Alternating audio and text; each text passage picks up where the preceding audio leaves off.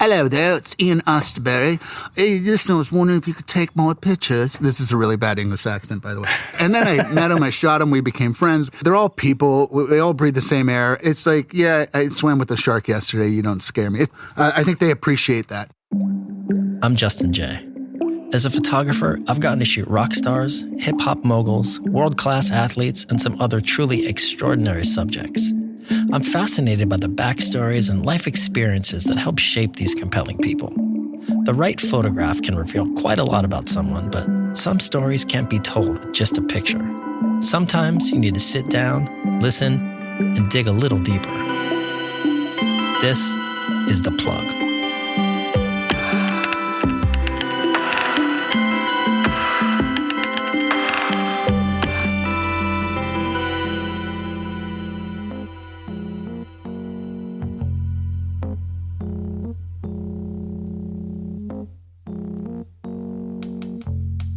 Hollywood is a town notoriously filled with sharks. Ruthless, disingenuous, and deceitful dealmakers whose loyalty is only as strong as the success of your last project. Despite the pitfalls and hazards of the industry, today's guest has managed to rise to the top of his field. He's photographed countless iconic movie posters and in turn, helped to shape the images of some of the biggest movie stars on the planet. Navigating the complicated minefields of actors, publicists, and studio heads doesn't really intimidate him much anymore. He's armed with the unique perspective and experience of having swam with sharks. Actual great white sharks.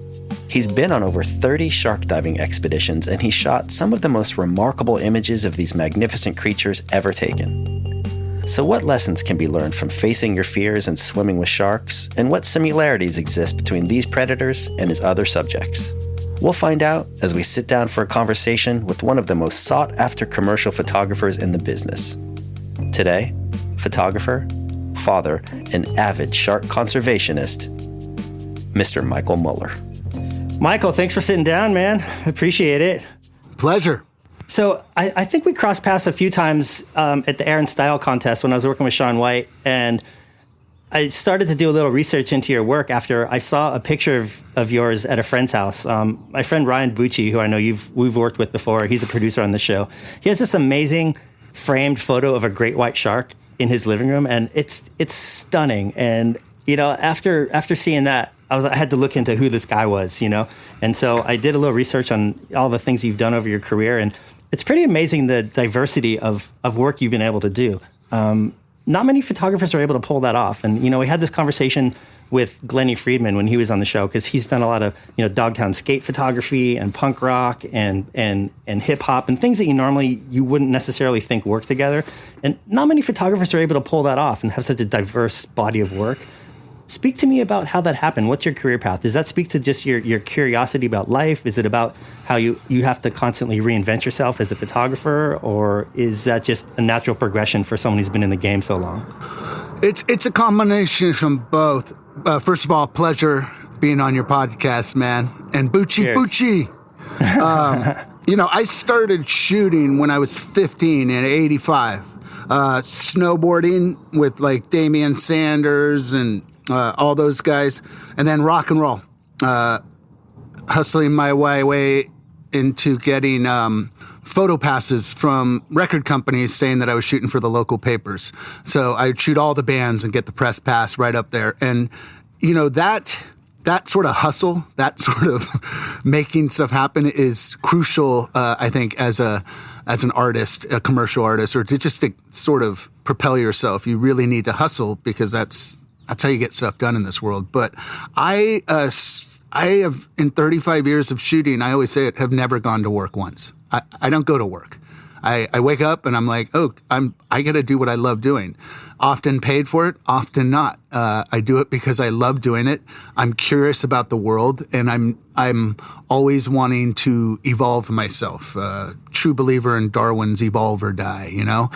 So I point my lens at, I've shot from outlaw bikers to, you know, movie posters to sharks, you know, which was a passion project, which I did in between my commercial jobs. So I'm curious about your mental process shooting celebrities and managing egos and, directing these very famous people. And I'll put it in context. So I was personal photographer to Sean Combs for about 10 years. So I traveled with him and I got to shoot just an extraordinary list of people in like really amazing situations. There's a lot of psychology involved, and you have to really convince people to trust you and to feel comfortable around you. But I mean, ultimately my goal in that situation was like, I really wanted to just become invisible so that I could document this amazing situation and, without disturbing it. It almost seems it's the exact opposite of what you have to accomplish a lot of times when you're dealing with these celebrity portraits. I mean, you really have to project the sense of being in control and having a vision and kind of shepherding these egos. Was that something that came really natural to you, or was that something that took a long time to develop? It's always been sort of natural to me. Yeah, there's different worlds when you're documenting and you want to be a fly on the wall, and that's a portion of my work. And then there's when I'm doing portraiture or commissioned work, which when you step on the mark, you're sort of in my world. I'm the conductor, I'm the director, and people want that. In my experience, 99, maybe 98% of people do not like having their photos taken. Their vulnerabilities come out. All of our insecurities come out, which everyone has, from the biggest celebrity to the biggest billionaire to politicians to NBA players. They're insecure, okay? We're all insecure. So you think these people would have, the looks and the money and all that, and they're like, no, they're terrified. Listen, I met my idol when I was, I think, 18, 19. I love the cult. I fucking grew up on the cult, right? So I moved to LA, and maybe 6 months after, I get an answering on my old voice, recording with the tape. Hello there, it's Ian Osterberry. Hey, listen, I was wondering if you could take more pictures. This is a really bad English accent, by the way. And I was like, oh my God, right? And then I met him, I shot him, we became friends, we went and shot the World Cup soccer team, and sort of after that, they're all people, they all breathe the same air, and I think that's one of, it's like, yeah, I swam with a shark yesterday, you don't scare me. It's mostly their people that, want to get in, but yeah, so I think they appreciate that. I think that natural sense of being relaxed really shows in the photos and, from your description as well. And, I've gotten to see a lot of different photographers shooting celebrities over the years, and everyone seems to have their own different approach. I mean, there seems to be one approach where the photographer almost holds themselves as if they're a celebrity themselves, and you see it. They walk on set and they have that attitude and the swagger and the confidence, and they're very palsy with the actor. And then on the other side of the spectrum, you have somebody like, let's take Mark Salinger, for instance, which I'm a huge fan.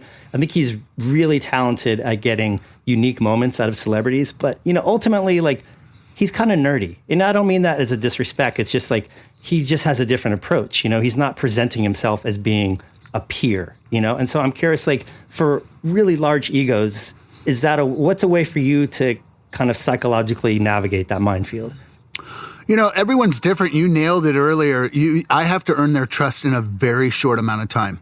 And I think my confidence, the way I shoot, which is very fast, very efficient, I'm sometimes a little bit of a whirlwind. When I'm shooting, I'm in my zone, man. Anything can happen. I often have 50, 80 people on set, and they're all coming to me with what to do.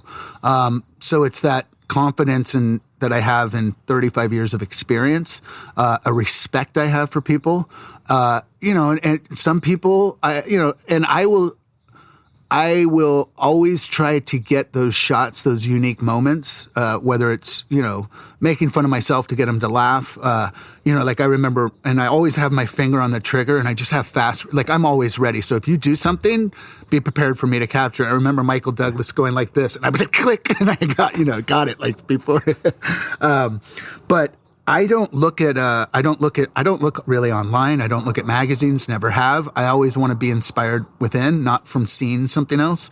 And I'm always trying to really create something that I haven't seen and show someone in maybe a way that you haven't seen. Peel the masks off and let's get to the essence of the person. Let's do something iconic. That's the goal, right? And what I say to people is let's try this. If you don't like it, I'll delete it, right? Or I'll tear the negative. And people are always sort of, all right, let's try it. And they always usually end up loving it because you get them out, and I'm not going to have them do something that's stupid. There is those photographers that put people in those compromising positions, and I never want to do that. And, if you can get them to do something out of their comfort zone, they usually love it because they got out of their comfort zone. Yeah. I mean, it seems like each photographer kind of has his skill set that they really leverage. I mean, there's some photographers, it's really just about like post-production or a certain lighting or the technical aspects of it. And then, on the far side, there's some photographers that I've seen work and it's just like, wow, that guy he's just so funny and charismatic. And there's something about the way that they approach that celebrity that they're going to get something completely unique. And I think that on the spectrum, I would say that side is much more important. You can always learn the hot new lighting. You can always like put in, a lot of production on the post end. But I mean, it seems like you really have the ability to deal with people and to make them feel comfortable. And that's priceless, Yeah, the photos, if the bones aren't there, you can add all the bells and whistles you want, and it's not going to be an iconic image. You got to get the moment. It's all about a moment with photography. It's that moment that really is where you capture the magic, man. And it's a little bit of fairy dust, and it's like luck, opportunity, and hard work colliding. That's really a lot of hard work. And I go from shooting with 35 strobe lights to walking them outside and using available light. And that's where I've always loved. I want to be able to shoot anything. In any situation, you put me anywhere in the world at any time of day or night, and I'll get the shot. And that's what makes clients feel good. And that's just, you put me in the house right now with my 3 daughters and my wife, and, that's a whole other world of learning. It's funny, you mentioned the moment, and I've always gravitated towards documentary photos or even portrait photos that really have captured that essence. But, I mean, you shoot some fashion stuff too, and I would almost argue that that's the one element of photography where the moment tends to be subjugated by a lot of other, I don't want to say bells and whistles because that's dismissive, but like, for instance, when I was a photo assistant, I got to work with Francois Nars, who came up as a very famous makeup artist, and he started being a photographer. And so he brought a really amazing team, and he was shooting 8x10, and we would have 6-7 hours of makeup, and then he would bounce the hair and he would bounce it. But the point being, by the time the subject got onto set, like 90% of the photo was already taken, in terms of, and that's not my skill set. Like, I don't have the meticulous vision to be able to direct hair and makeup like that, but that was his lane, but the end product was just as compelling as somebody who made a celebrity laugh and caught that moment, Is that a fair statement? Well, it resonates with me. When I moved to LA when I was 19, I started testing models. So I was working with a lot. That's how I learned. I went to Otis Parsons for 6 months. I came here as a snowboarding rock and roll photographer. Well, I went to Otis Parsons and I went to the guidance council. I'm like, what do I need this diploma for? And they're like, to teach. And I'm like, okay, sayonara. So I started testing models, and that's how I learned how to take pictures of people, right? I did a few for free, and then I started charging $50 a roll, then $100 a roll, and $150. But when I came to that point, like, what type of, do I want to be a fashion photographer? And this is a little drastic, but I literally said I'd rather put a gun in my mouth than deal with these people every day, because that's all you got to shoot. There's like 5 top fashion guys, or maybe 8, and they do all the campaigns, But that's pretty much all they shoot. Yeah. And you're right. But you give me Kate Moss, right? And an amazing hair and makeup team, amazing stylists, amazing set people. All you have to do is literally this, because those top models know how to work the camera. All you do is this. And it's like 80% of the magic is already there. That's why we say, like, if you take a photography student who's got a decent eye, and you give them the great hair and makeup and great styling and a great model, they'll get a pretty good fashion story. But, have that same person try and shoot tabletop or jewelry, like cars with all the reflections, which is like, 10 mirrors put together. I heard you say in an interview that you had never photo assisted before. You never worked as a photo assistant. You never wanted to work for somebody who was doing what you wanted to do. And I can totally empathize with that. Like, I was a photo assistant for 5 years, and, it is exciting at first because you get to be a part of that process. But the bargain that you make is that you get to have firsthand knowledge of the politics of the industry and the technical side of it. But eventually, if you don't get out soon enough, you start to become a little bit resentful, But it strikes me as strange because the work that you do lately is on such a massive scale. I mean, some of your productions are absolutely huge. So I'm curious how you were able to scale up to shooting productions that were that large without ever having worked for anybody that did that. I mean, did you have some missteps along the way? No. But I'll talk to you about assistance first. I did assist one time, and it was on a model shoot. And that was the one time I'm like, I don't want to watch you do and give you ideas and do all that. I want to do it myself. So that was the one assisting job on a test shoot that I did. When it comes to my own personal assistants, I have maybe 5 or 6 that have gone on to be successful photographers. And that's because I cut them off, because there's the ones that I see that shouldn't be, like, they need to go do their thing. And I don't want, I don't want them getting resentful, because that's what happens. Yeah. Is there an element of altruism that where you're like, oh, you've given me this part of your life and now it's time for you to go do your thing? Or is it more like, this guy's not hungry anymore and I don't want him on my set? Nah, not self-interest at all. I just know that I never wanted to do it, so I try to pay it forward, like, to the guys. And then there's other guys that I know that's sort of they're cool being a professional assistant. Yeah. And how I learned productions was this. I shot for 15 years with available light, right? Pretty much, whatever, working maybe with a ring flash or something like that. Then I got a strobe, one pro photo. Started taking it outside, learned with one. Then I got 2, then I got 3, and it grew. And then when I did my first sort of studio shoots, I got amazing assistants that knew how to set up the light and tell them what I want, and just learned as I went, just like everything else. Like, I sort of love self-teaching and I still to this day, like looking at new lighting. How can I do something that I haven't seen myself do before? Do you miss the days of just run and gun and shooting like an unknown actor and cruising around the street and kind of doing guerrilla style? I mean, do you find that you're captive to the huge productions sometimes?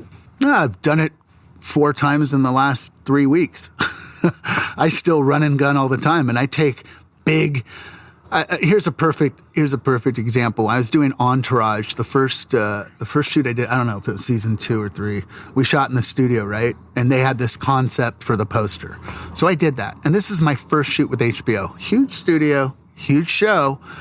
And at the end of the shoot, I'm like, okay, I'm taking the guys outside, and they all started to come with me. I'm like, no, you all staying back here to the studio.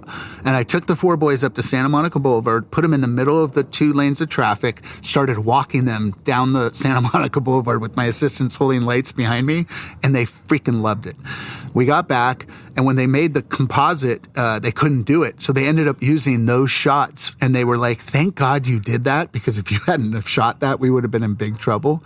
But yeah, so I will do that with fame. I did it with Rihanna. We were running around London, like having to ditch paparazzi and dip in. So I love run and gun. I love guerrilla. And, I've lit bridges on fire with I do crazy stuff like that with producers over watching with binoculars, freaking out. So, well, when you do these huge budget, high concept movie posters, like, how specific are the creative briefs? Because I'm sure that there's always room to shoot and be creative outside of the proverbial box. Yeah. But I would imagine, is that box pretty rigid as you walk into the shoot? I mean, because there's that much money at stake. Do you give pretty specific details ahead of time of what they want you to shoot? Yes and no. I mean, for the most part, yes. It's a process. Start with like 150 sketches that guys are really detailed, like comic books sketches that guys are doing in cubicles. So they'll sketch body weight, like this is never humanly possible that they can get in this. And depending on how much time, it's usually, it's like a conveyor, but like I get all the sketches and then I'll do what's inspired at the moment. You know what I mean? But you got to imagine it's a $200 million production, right? And a lot is writing on it. There's about 4 of us that do 90% of the movie posters. It's like in the fashion world. It's the hardest job to get. Once you're in, because they know that you're going to deliver. And there's often times I've had them, Hugh Jackman will walk out and I'm supposed to have him for 45 minutes and they're like, you have 18 minutes. And I'm like, okay. And I have to do 3 lighting setups, all the poses, all that. And I get it and I nail it, So once again, it's that experience, but I'm always, same with that, like I remember when I did one of the Avengers and it was like a huge battle scene. Instead of having them pose, I got bands, those workout bands, and had them like pulling, like so you could get the muscles and all that stuff. I'd never done that before, but what do you got to do to get the most realistic shot? And I always read the scripts, so when the actors come out, I'm not just like, hey, stand there. I'm like, okay, pull out that part of, your character, and I think they appreciate that. So even though there's a little bit of wiggle room to be creative and kind of switch things up while you're on set, there's a lot of pre-production that goes into it, both on their part and your part. Yeah. And I meet with the studios beforehand usually, or they'll send me the decks and we have a call, and then they'll say, what are your favorites? And I'll be like, get rid of like this. You get a lot of redundancy. So it's about how do I do this in a different way? And then you get the actors on the set and we're like, let's try this. And, I'm, once again, looking to evolve. Let's get a water, fountain and explosions. Let's do smoke and, just different things to make it interesting. And at what point during the process do you usually get to shoot the actors? Because, I mean, I know what a grind it can be from their perspective, where they do these like press junkets where they're in a hotel and they're asked the same question. I know. Obviously, that's not what you're doing, and I understand that. But the fatigue from having to do that must carry over. Yeah, when I come in, it's a special shoot. So they're usually on a down day, and they're coming in to just shoot with me. And they know the gravity, and they're prepared for it. Sometimes, most often, sometimes not. I just had an actress come out 2 years after we shot, and she's like, I am so sorry. I was such a bee. I didn't know we were doing this. I came on the set. I'm like, sweetie, it's totally cool. We crushed it. I don't remember that, but you were great. So sometimes they don't, but there's times like I remember on a big movie, we went over to London and we sat for a week till we did our first shot. There's oftentimes we will sit on the set for 11 hours till we get the actors. You know what I mean? So it's just, you got to be prepared for whatever, and we roll with it. And, it's been a blessing. Those movie posters are what financed my 36 Sharks expeditions. I would have a much bigger house, and I'm sure a lot more cars if that interests me, but it doesn't. So I'm really grateful for those opportunities because it's allowed me to really fulfill my personal projects, which I've always done. And I'm working on a few right now. We'll get to your shark stuff in a minute because I really want to get your input on that too. But I'm curious. This is a really interesting time for photography. With digital photography and the iPhone, it's kind of democratized it. But it seems like you are lucky to be relatively insulated in that your two passions are, shooting celebrities and shooting sharks. Like, there's quite a barrier of entry for like a kid with an iPhone to be able to shoot those two things. I mean, I get what you're saying. Yeah. Listen, I came up in a different time. It was in the 80s and 90s. We had film. There wasn't the internet. There wasn't publicists. It was just, there wasn't as many photographers because you had to buy a roll of film. You got 36 frames, and each frame cost about $6, $7 because you had to buy the film and then you had to process it.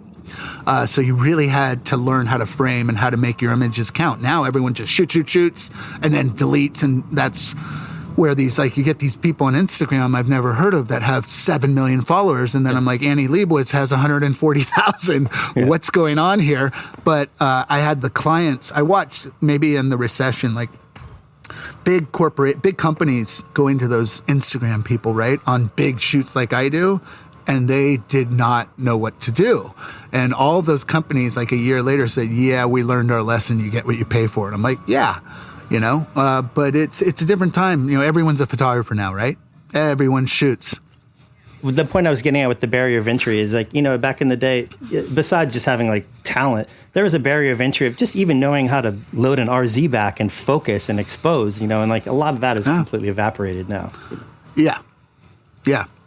But, those foundational directing people, framing, timing, the experience. If you don't have that, I don't care what you're shooting on, whether it's an iPhone or a Leica or a Phase 1 or a Hasselblad. Like, you need those to make, in my opinion, phenomenal shots. But there's, I'm sure, 15, 16-year-old kids out there that maybe have the talent. Like, I feel like I was given that gift, When the universe is doling out your gifts, that's one of the gifts I got at a young age. I loved it. I was good at it.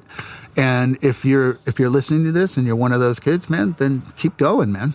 I remember when I was a photo assistant, Matthew Rawson said something to me that always really stuck. And he was getting paid. We're shooting a L'Oreal shoot. And I don't even remember what the number was, but it was an exorbitant amount of money. And, he basically turned to me. He's like, I'm not getting paid that much money today. I'm getting paid that much money today because of the last 15 years that I've been shooting. And, that really, it always really stuck. It's like, it's the experience that clients pay you for, not the image or the drive that you give them, right? Mm-hmm. Well, a little bit of both. A little bit of both. The image. Not the drive, the image. Yeah. And I think, they're paying for that. They're paying for the name. They know what they know that they have an expectation of what you're going to bring to the table. They don't know. And I think that's also part of the allure. I've had a lot of people that are like, I've been wanting to work with you for years. You know what I mean? So I think there's some of that too, that to experience your experience and collaborate, which is what I always say. Like there's no I in team. I'm only as strong as my team. I'm only as strong as my clients, willing to collaborate with me, willing to give me the freedom, making me rigid. Okay, I'll work with inside your boxes. So it's like, it's a definite team effort, unless it's just me and the subject. And then it's still a collaboration because, like you said, you got to get the trust and you got to get that energy going. What are some of the most difficult challenges or attributes of people that you have to collaborate? Like what aspects or personalities do you not really vibe with as much when you're collaborating? Like, is there a certain type of art director or a certain type of creative that just makes it difficult to get done what you want to do? Nah. Nope. I don't even remember those difficult ones. I would only say fear. Fear keeps people from, wanting to take chances, and they're scared. But I don't let their fear affect me. I go, okay, hold on, just let me, whatever. It's like COVID right now, People have this illusion that they have control, right? Yeah. And this has been such a test for everyone to be like, you know what? You don't have control of shit except for your own reaction and your own inward stuff. That's it. And you know what's taught me that? The oceans. Like, the oceans just humble you so fast and make you go like, yeah, I'm just a speck. And I think the sooner you really accept that, the sooner you don't react to people's fears and what they're bringing to the table. You're like, for me, I overcome that with my own tools, I guess. So I'm curious about the relationship between your commissioned work and the work you do with sharks. For me, for instance, like I worked with Puffy for years, and I went on tour with Outkast and The Strokes, and I did a lot of music photography. And then last year, I put out a photography book chronicling 10 years of surf culture on the North Shore. So I spent a lot of time with surfers over in Hawaii. And they would seem like they would be very different subjects, but there was actually a lot of similarities in terms of the skills that I needed to photograph them. A lot of people skills, a lot of narrative skills, a lot of distilling time into certain frames. And at face value, it would seem like your body of work with celebrities and movie posters and sharks would have an even more disconnect. But are there similarities in terms of how you approach or how you prepare to shoot a movie poster or a celebrity as opposed to a shark in terms of respect or deference or preparation? Look, I've shot a lot of surfers over my day too, and they're, athletes are a different breed than actors. A little different. Like they're more reserved, and you got everyone's different. Everyone's different. Every shark's a little different, They have different personalities, especially the white sharks. They're definitely a different breed, but it's what you said. It's respect. I respect myself. I respect my subjects. If they say no, I don't try to push them. If I feel in danger from a shark, I don't try to push it. You know what I mean? I have respect, the utmost respect, especially for nature, and my fellow humans. That's one of the universal laws. Treat others like you want to be treated. You do that, you're going to have a probably smooth time. So I watched have you seen the Tiger Woods documentary on Netflix? Oh, yeah. On it yet? Yeah. Yeah. Such an amazing documentary. And I'm not, me personally, like I am not knowledgeable or have a love of golf whatsoever, but I think that's the mark of an amazing documentary is they could make you care about something that you don't really care about necessarily. That's because he wasn't involved. It's like the Michael Jordan. I wish he wasn't involved with that because then we would have really seen what Jordan did. Yeah.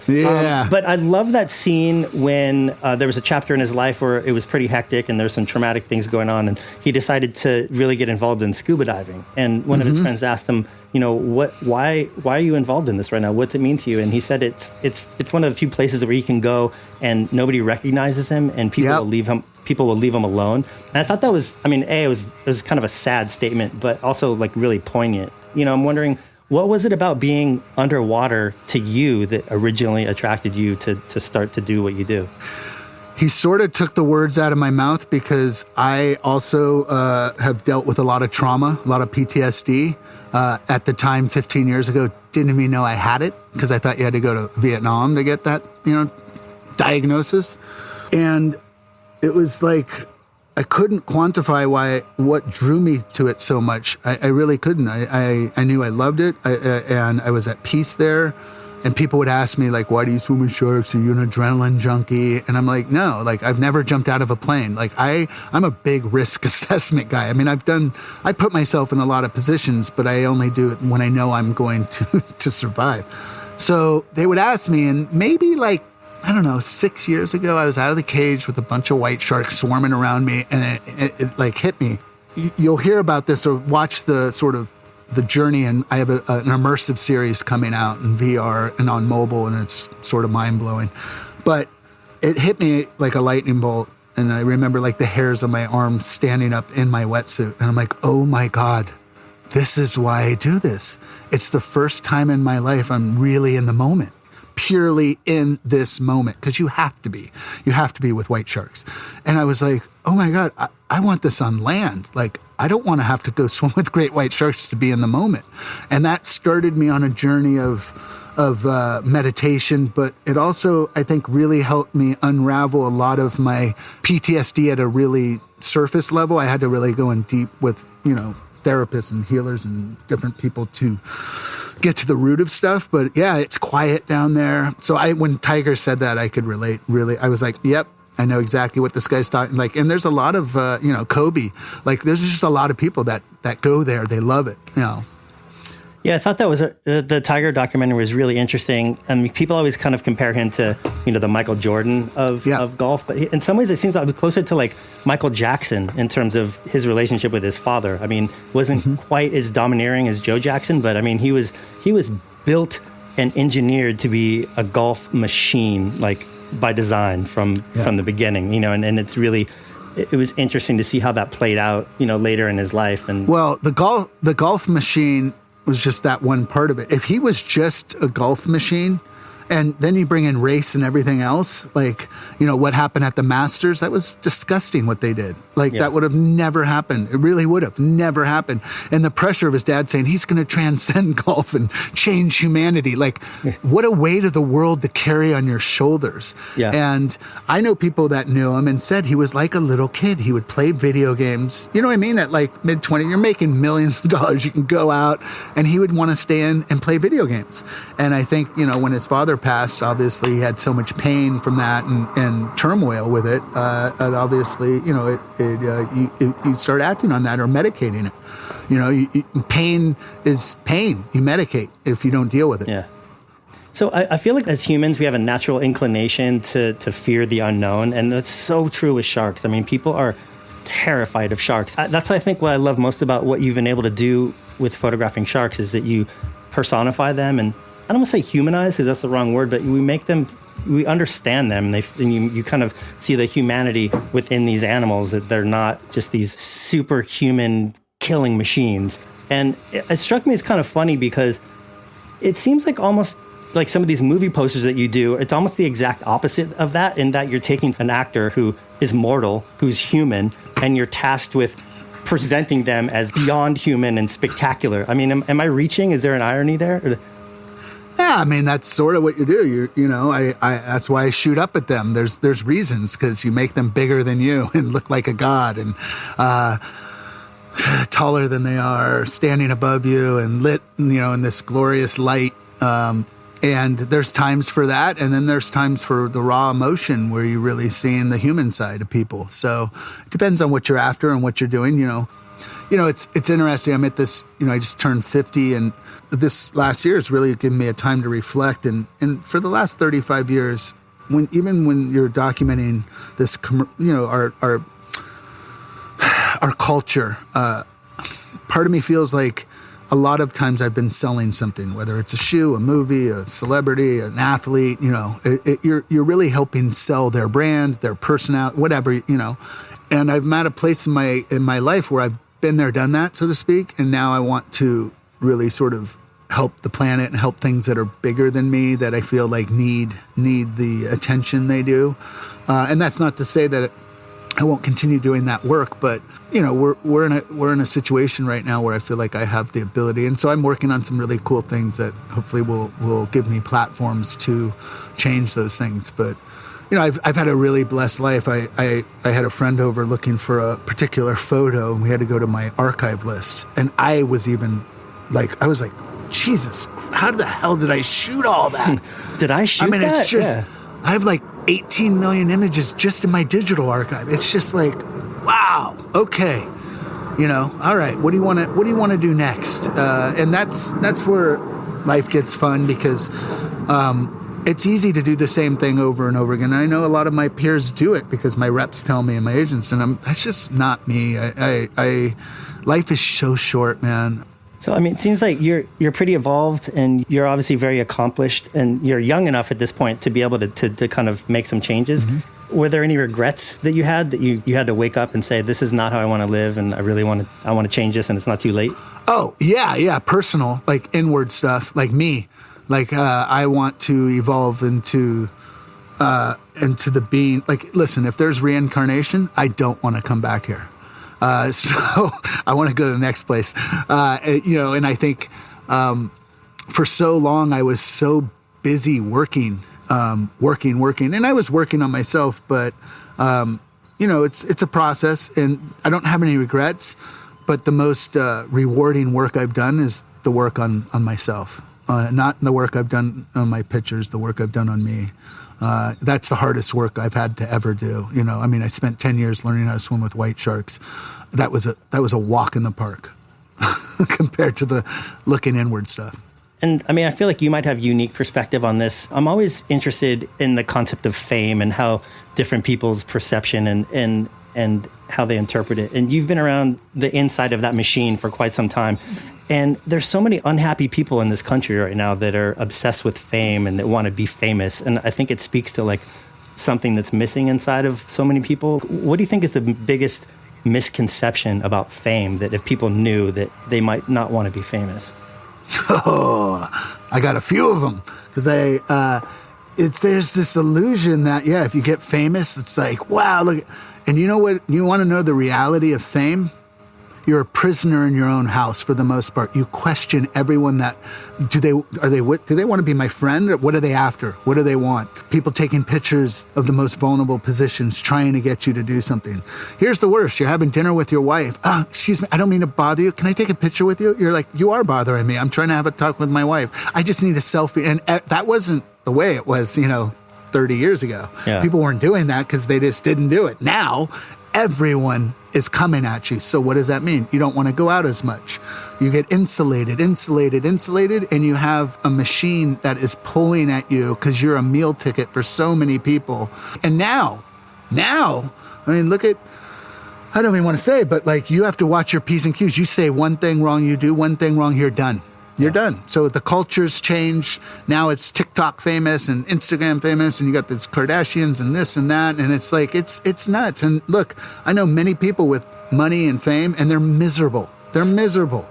Okay, so I don't want to be famous. Like, no, not in that way. No way, man. That's why I think you'd be a good person to ask this, because you've gotten to kind of skirt the perimeter of fame in terms of getting to experience it and some of the excitement of it. And so have I. It's interesting, but I'm not interested in being famous. Like, and I don't think that it's going to change any sort of hole that you have inside of you either. Some of my closest friends are extremely famous, and they're amazing people, and they have huge hearts. And I don't want anything, and that's why we're friends, because I don't want anything from them. And so that doesn't mean they're not great people and their stuff, but they have challenges, and they deal with it. It's the payoff. They also fly around in private jets and have personal chefs and personal trainers, and so I'm like, here's the world's smallest. Here's the world's smallest violin. When they complain to me, I'm like, shut the fuck up, man. Well, we always like to end this podcast by giving the guests an opportunity to plug something that they feel hasn't really gotten the shine that it should have. Do you want to take this opportunity to shout out anything, or to kind of plug something that people might not be aware of? I'll plug my immersive series, which is called Into the Now. It's going to be available on your mobile and VR headsets. It's 9 films. I tried changing people's perceptions with photos, found it couldn't work, but when I brought Bucci and Shaun White and different people out on boats and they saw it, their brains got rewired. So I was like, well, I can't take everyone out. And 4 years ago, I was sitting at LAX. I'm like, VR, that's the future. Where do people want to explore? Space. NASA owns that. Underwater, I own that. Called my media company, started this process. Spent 4 years creating this series. And it's mind-bending. It's super cool. but I made it available also on mobile so people can use their phones and look all around. It's really, really cool. So, we have a really sort of worldwide launch next month of something that's going to change the world, which is super cool. It has to do with the oceans. That I can't tell you, but you'll see it and you'll know it because I'll be part of it. And it's super cool. And I've been working on that with my partners for 2 years, and it's game changer and it's a world changer, and it has to do with our oceans. Well, very excited to check that out when it comes out. Yeah. And Michael, I'm a big fan of what you do. I know you're a busy man. Thank you for taking the time to sit down, and I'm really excited we got to get inside your head for a little bit. My pleasure. Have a good one, man. Appreciate it. You too. Thanks for listening, and a huge thanks to today's guest for dropping in. If you enjoyed this episode, do us a favor and take a minute to rate, review, follow, or subscribe. This episode of The Plug was executive produced by Ryan Bucci and Peter Buckingham. Theme music by Andrew Van Weingarten and Dan Drohan, with sound design by Brad Worrell at Soundwag. Thanks again, and be sure to tune in for future conversations.